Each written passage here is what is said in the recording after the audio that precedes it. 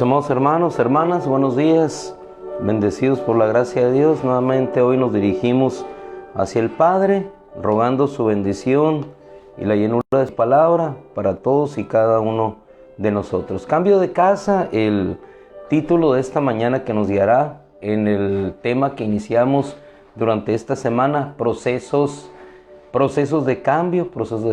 Cada vez que nosotros, así como dice la ley, voy a tomar esa cita de Hebreos capítulo 7, versículo 12.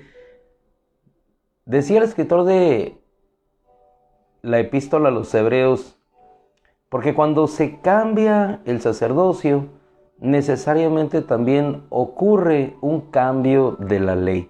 Pero nuestros hermanos de esa congregación no entendieron que vivían en una casa nueva. No era la casa de Moisés, era la casa del Hijo, y sin embargo seguían viviendo en una actitud, en una mentalidad anterior, de antaño, cuando estaban puestos ahora en una casa diferente. El día de ayer nuestro Señor nos exhortaba a través de su predicación y de su palabra: no trabajen por el alimento que perece, sino por el que a vida eterna permanece. Eso implicaba un cambio de visión, eso implicaba necesariamente un cambio de mentalidad.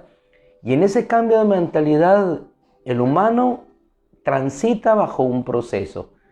Pasar del viejo hombre al nuevo hombre.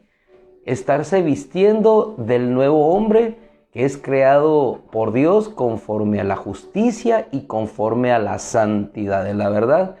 Es decir, empieza el proceso de transformación, dejando lo viejo porque estoy en una casa nueva, dejando la antigua mentalidad porque ahora pertenezco no al reino de las tinieblas, sino al reino de su luz admirable, dejando las antiguas prácticas o las anteriores maneras de vivir, porque ahora soy una nueva creación en Cristo Jesús.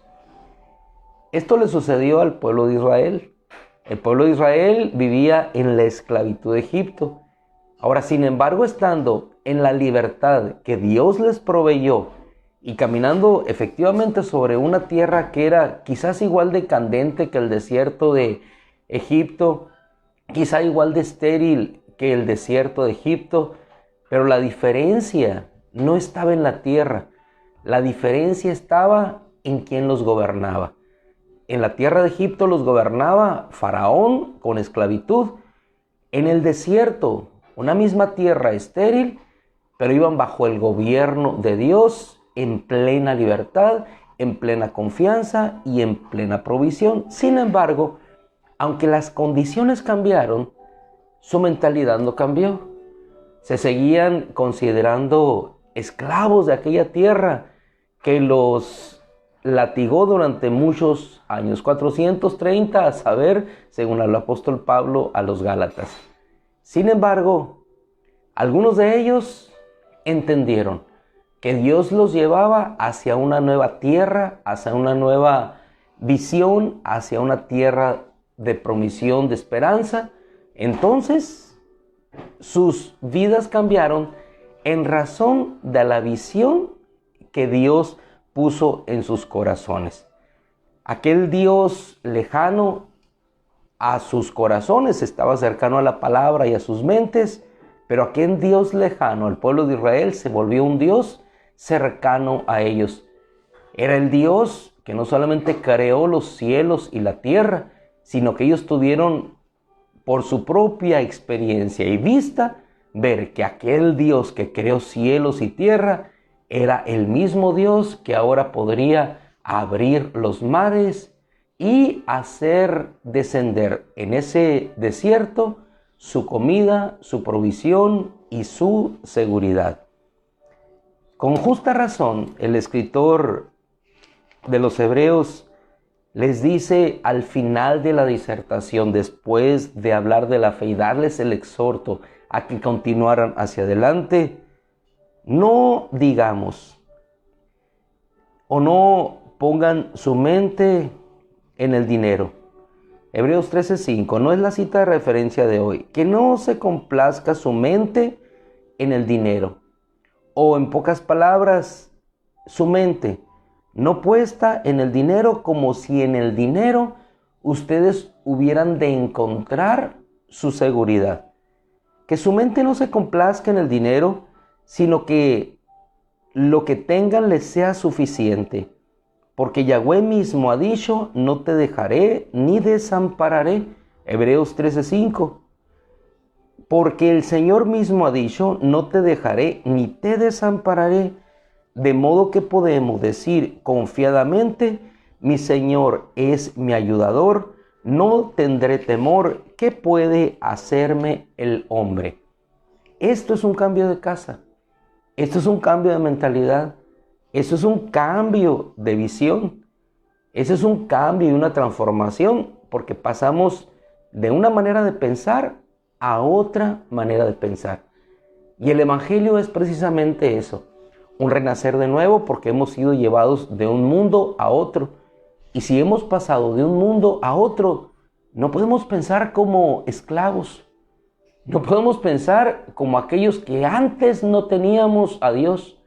No podemos pensar como aquellos que estamos a la expectativa de lo que sucederá el día de mañana, porque no sé qué sucederá el día de mañana, cuando nos basamos en nuestra propia confianza, sino que estamos a la expectativa de lo que sucederá el día de mañana, porque no voy caminando en mis fuerzas, sino que voy en una nueva casa donde Dios es mi guardador, es mi protector, es mi defensor, es el que me ha bendecido desde antes, es el que con su gracia me ha salvado, el que derrota enemigos delante de mí, el que con su fuerza puedo yo trepar, escalar el muro, destruir ejércitos. Esa es la casa a la cual Dios nos trasladó en el reino de su Hijo amado. Y así como el día de ayer nos fuimos con esas palabras de nuestro Señor, en el Evangelio de Juan, al cual te invito a que en esta mañana acudamos nuevamente, y estaremos en esta semana tomándose esas palabras de nuestro Señor para que se hagan vida y que esas semillas de su palabra puedan germinar y empiecen a dar fruto en nuestra vida. Es un proceso, es un cambio, es una transformación. Y no te desesperes que en ocasiones no puedas confiar como confiaba Abraham, o que puedas enfrentar a los enemigos como los enfrentaba David, o que puedas ser el gran Pablo en las hazañas de la predicación del Evangelio. Es un proceso de cambio en el cual nuestro Dios nos va llevando. Como un padre nos va encaminando de la mano hasta que llega un momento en que nos deja y con su gracia nos lleva, y cada uno de nosotros somos formados en el hombre y en la mujer que en el propósito de Dios es establecido para cada uno de nosotros. Pablo estuvo algunos años en soledad, algunos años en sufrimiento y algunos años al final de su vida abrevando de la palabra, predicando en su casa en Roma, la cual él mismo alquiló, hasta llegar al propósito final que Dios tuvo para su vida. Evangelio de Juan, capítulo 6, nos vamos a ir al versículo 27. Aunque iniciamos del 25, que es toda la disertación del Señor. Dice el Señor, por lo cual les digo. En pocas palabras, su pensamiento, la expresión de su corazón nos manda a decir, esto se decía antes, pero yo les digo ahora lo siguiente: cambio de mentalidad en el proceso que ustedes están llevando, desde que se acercaron a mí, desde que me conocieron. Yo soy su padre, yo soy su proveedor, yo soy su Dios. Así como no dejé a Ruth la moabita, no te dejaré a ti. Así como no dejé a aquella mujer huérfana, joven huérfana, sobrina de Mardoqueo, tampoco te dejaré a ti, reina Esther. Por lo cual les digo, no se preocupen por su vida. Dirás tú, ¿cómo no me voy a preocupar por mi vida si el año que entra se avisora como una situación muy complicada? recesión técnica en algunos países, una inflación y estanflación, precios subiendo exorbitadamente. No se pueden detener aquellas tasas inflacionarias a pesar de todas las medidas de los bancos mundiales tratando de retener o de reorganizar un mundo desorganizado ya de por sí por el proceso de la pandemia, moralmente una sociedad descompuesta, moralmente tendiendo hacia la más violencia hacia la mujer, hacia los niños, el pecado campeando. Qué difícil, qué difícil. Pero aún en ese mundo nuestro Señor nos dice, ustedes no son del mundo, yo los saqué del mundo, yo soy su rey. Por lo cual no se preocupen por su vida, qué comerán o qué beberán. Hermano, ¿cómo que no me voy a preocupar? ¿Qué voy a comer? ¿Qué voy a beber? Nada podemos hacer por lo futuro. Porque el futuro no está en nuestras manos, ni está en las manos de los poderosos o de los potentados o de los que manejan las grandes economías mundiales o de los lobbies de poder que aún en su capacidad están limitados por la soberanía y la mano poderosa de Dios. No se preocupen por su vida, qué comerán o qué beberán, ni por su cuerpo, qué vestirán, porque aquí y viene el cambio de casa, el cambio de mentalidad. En ese proceso de cambio les dice el Señor, ¿acaso su alma no es más importante que la comida y el cuerpo más importante que la ropa?